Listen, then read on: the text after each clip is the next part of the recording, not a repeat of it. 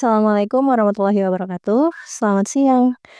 Hari ini kami dari kelompok 6 akan melakukan wawancara dalam rangka penelitian dengan judul "Bagaimana cara seseorang dalam menghadapi bullying serta cara untuk sembuh dari bullying tersebut." Saat ini di samping saya sudah ada narasumber kami hari ini. Narasumber ini sengaja kami samarkan identitasnya. Di samping saya ada Mas Awan yang bersedia untuk berbagi kisahnya. Selamat siang Mas Awan. Selamat siang.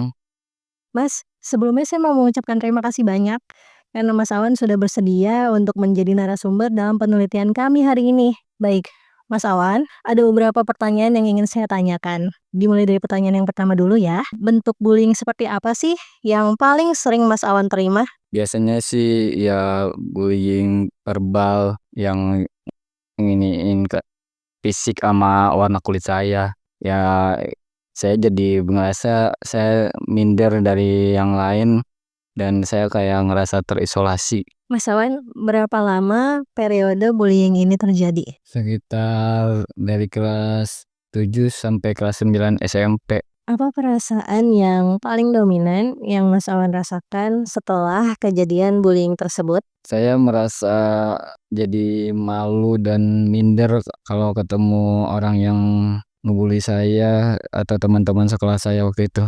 Baik, Mas Awan, kata-kata dari para pembuli ini apakah berpengaruh terhadap mental Mas Awan sendiri? Cukup berpengaruh buat saya jadi merasa tidak berharga dan kata-kata mereka bilang saya pendek, hitam, dan bodoh selalu menempel di kepala saya dan saya menjadi merasa tidak berharga, jadi kurang percaya diri saya. Saya selalu minder jadi kalau ketemu orang lain. Dampak fisik atau dampak perilaku apa yang Mas Awan rasakan setelah dibully ini? Apakah Mas Awan merasa kesulitan untuk tidur, kehilangan nafsu makan, sakit kepala, ataupun yang lainnya?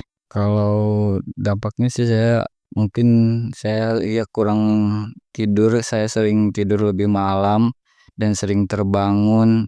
Kalau sakit kepala sih enggak, cuman saya lebih jadi suka lemas, malas kemana-mana dan saya nggak mau pergi meskipun teman ngajak keluar, saya malah lebih suka berdiam diri di dalam kamar.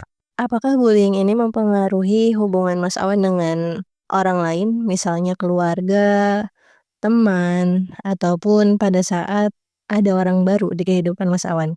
Ya cukup mempengaruhi, soalnya saya jadi lebih berhati-hati sama orang baru, jadi kurangnya rasa percaya sama orang baru. Saya menutup diri dari orang baru dan saya jadi sering lebih berbohong ke keluarga tentang keadaan yang saya alami dan saya suka bercerita kalau saya baik-baik saja. Apa yang Mas Awan lakukan untuk mengatasi perasaan negatif, kesedihan, ataupun rasa tertekan akibat dari bullying ini? Saya berusaha menenangkan diri, mencoba hal-hal baru, melakukan hal-hal yang saya suka, mendekatkan diri kepada Tuhan dengan beribadah yang lebih khusyuk, perbanyak berdoa. Ya itu yang sering saya lakukan.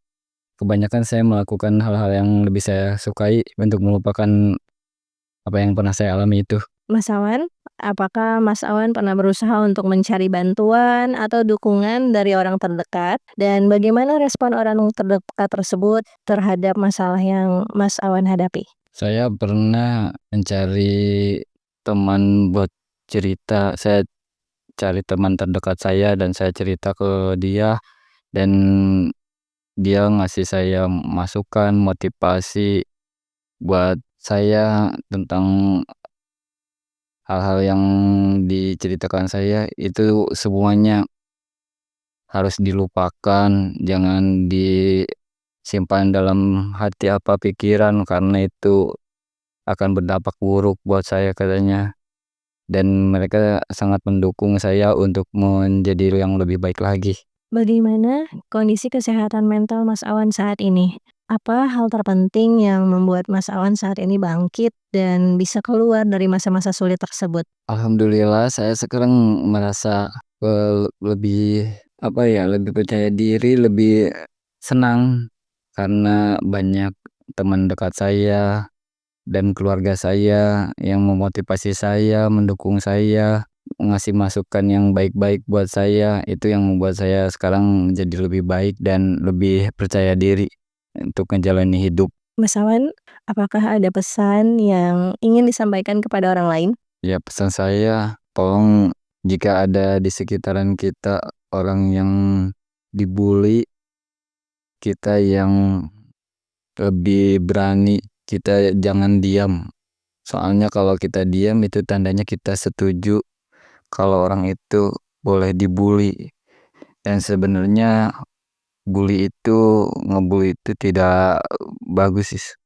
Itu perbuatan buruk, itu malah kalau dilihat saya itu orang-orang yang lemah, orang-orang yang iri sebenarnya sama yang dibully itu. Mungkin itu yang bisa saya sampaikan. Baik, saat ini kita sudah sampai di akhir sesi wawancara penelitian untuk mata kuliah Psikopatologi dengan dosen pengampu Ibu Hamidah. Hari ini tanggal 26 Oktober 2025, wawancara sudah selesai dilakukan dengan narasumber kita yaitu Mas Awan. Atas nama peneliti, saya Alfiana Rosya mewakili kelompok 6 mengucapkan banyak-banyak terima kasih kepada Mas Awan yang sudah bersedia untuk meluangkan waktunya, sudah bersedia untuk berbagi kisah pengalaman hidupnya.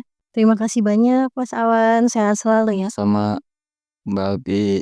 Wawancara ini telah mengkonfirmasi bahwa bullying, terutama yang bersifat verbal dan menyasar fisik, memiliki dampak serius pada harga diri dan fungsi sosial. Namun, yang paling penting dari kisah Mas Awan menunjukkan bahwa pemulihan itu mungkin terjadi. Dan kunci utamanya adalah keberanian untuk bersuara dan mencari dukungan. Berani bicara, lawan trauma. Stop bully, start peduli. Teman-teman, terima kasih atas perhatiannya. Selamat siang. Wassalamualaikum warahmatullahi wabarakatuh.